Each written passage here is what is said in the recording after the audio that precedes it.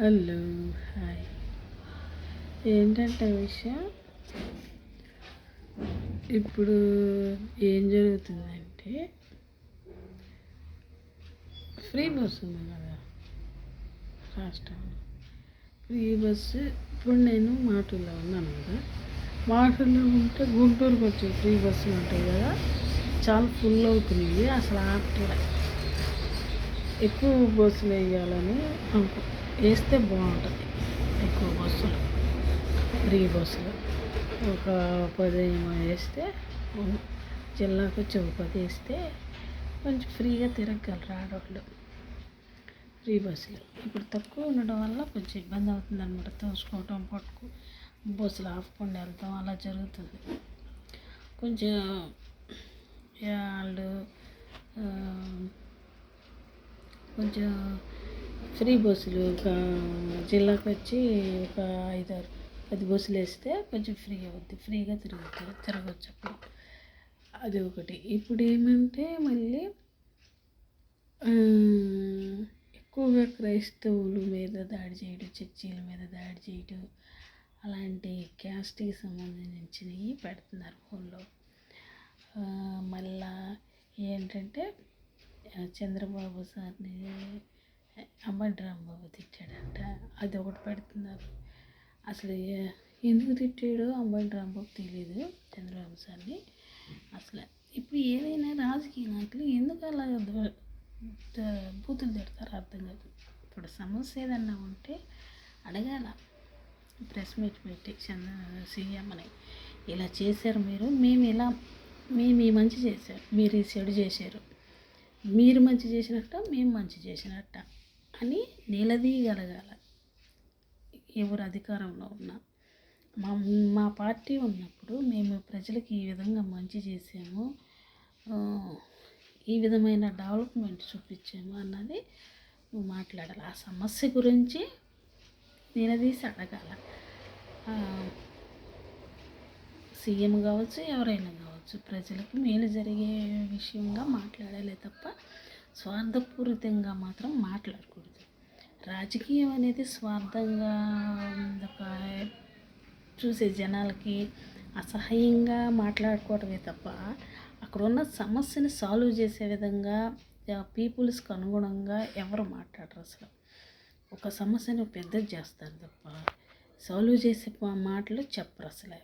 ఎందుకు రాజకీయ నాయకులు ఇప్పుడు చంద్రబాబు చేసిన పొరపాటు ఏంటో, రాష్ట్రంలో చేసిన తప్పు ఏంటో నువ్వు అడుగు. నువ్వు ఇది ప్రజలకి ఇది చెప్పావు నీ మేనిఫెస్టోలో, నువ్వు చేయలా. అప్పుడు మేము గొప్ప, నువ్వు గొప్ప అని అడగగలగాల.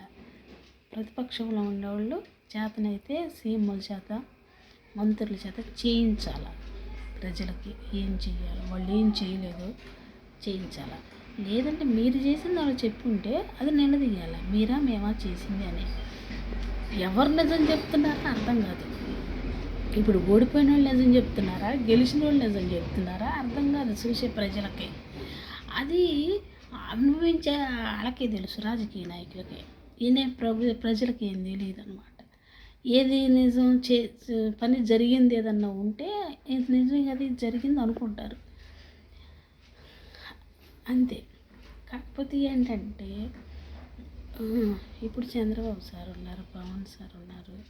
పవన్ సారు ఆయన ప్లాన్ మీద ఆయన ఏదన్నా ఎవరికైనా ఆపదలో ఉంటే ఆదుకోవడం కానీ, ఆ గ్రామీణ పంచాయతీ గురించి వాళ్ళు ఏం చేయాలన్నది కానీ, ఆయన ఆధ్వర్యంలో ఉన్న శాఖల్లో కానీ, అటవీ శాఖ కానీ, లేదంటే గ్రామీణాభివృద్ధి కానీ, వాతావరణానికి సంబంధించి కానీ ఆయన ఏం చెయ్యాలా, ఏమి లేదా, ఏ సమస్య ఉన్నదాన్ని వెతుక్కొని చేసుకుంటున్నాడు.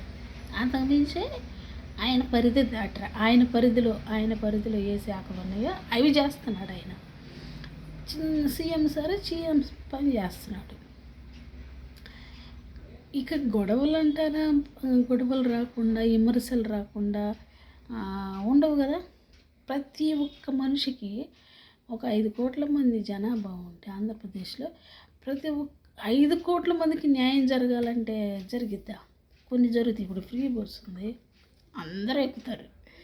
లేడీస్ అందరు ఎక్కుతారు. అది అందరికీ న్యాయం జరిగినట్టే కదా. ఎవరైనా కొంచెం ఫ్రీ బస్ అంటే అది అందరికీ న్యాయం జరిగినట్టే కదా. అలాంటివి అయితే జరుగుతాయేమో కానీ అన్నీ జరగవుగా అందరికీ న్యాయం. ఇప్పుడు అన్ని ఫెసిలిటీస్ అందరికీ ఇప్పుడేమో అందరూ గ్రామాల్లో ఉండకుండా పట్టణాలకు వచ్చేస్తున్నారు. పొలాలు అమ్మేసుకొని పట్టణాల్లో వచ్చి ఉంటున్నారు. గ్రామాల్లో అందరూ తాళాలు వేసుకుంటున్నారు. తాళాలు వేసి ఇల్లుకి తాళాలు వేసి పట్టణాల్లో టౌన్లో వచ్చి ఉంటున్నారు. అట్టా అట్ట ఉంటున్నారు. ఈ పింఛన్లు అంటారా అవి ఎటు ఇస్తారు. పింఛన్లు ఇస్తారు. పింఛన్లు ఇస్తూనే ఉన్నారు నెల నెల. ఇక జరగాల్సింది ఏంటంటే అక్షరాస్యత పెంచగలగాలి. ఇప్పుడు ఆడపిల్లలు తక్కువగా ఉన్నారు, మగపిల్లలు ఎక్కువగా ఉన్నారు. ఆడపిల్లలు చాలా సంతానోత్పత్తి పెరగాలి. ఈ జనాభా అనేది పెరగాలి. అది ఒకటి చెయ్యాలి. ఈ అభివృద్ధి అంటారా, రాజధాని అభివృద్ధి అంటారా, అది అట్లా జరుగుతూ ఉంటుంది.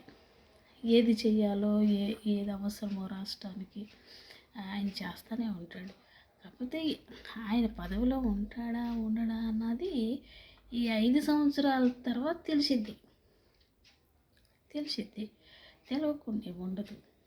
తెలిసిద్ది కదా. 5 సంవత్సరాల తర్వాత ఇప్పుడు 26 కదా, 27, 28 జరుగుతుంది. ఇంకా 2 సంవత్సరాలే. 3వ సంవత్సరంలో ఎన్నికలే. ఈ 2 సంవత్సరాల్లో వాళ్ళు ఏం చేస్తారు ప్రజలకి అన్నది చూస్తూ ఉంటారు ప్రజలు. ఎవరు బెటరో అన్నది అర్థమైపోయింది ప్రజలకి కొంతవరకు.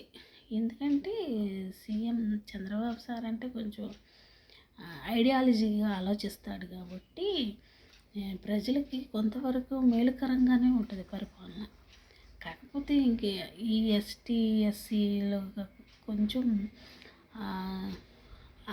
అందరికీ అందదు.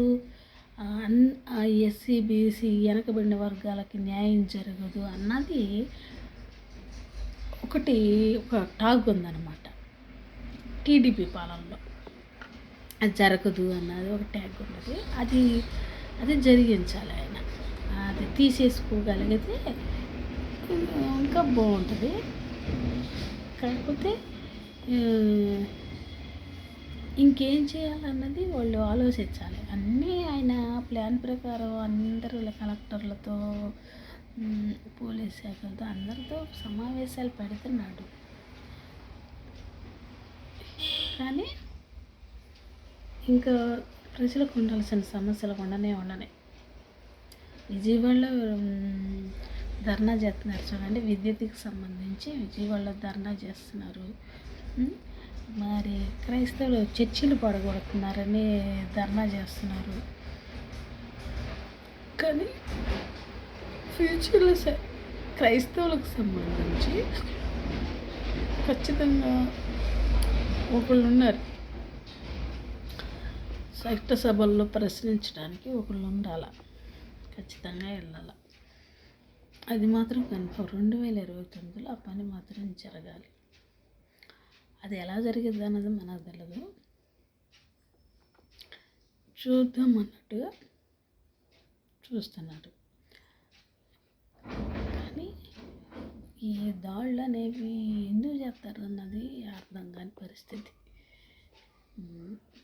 అది ఆ సమస్య మాత్రం టోటల్ అది రిపీట్ అవుతుంది. పదే రిపీట్ అవుతుంది.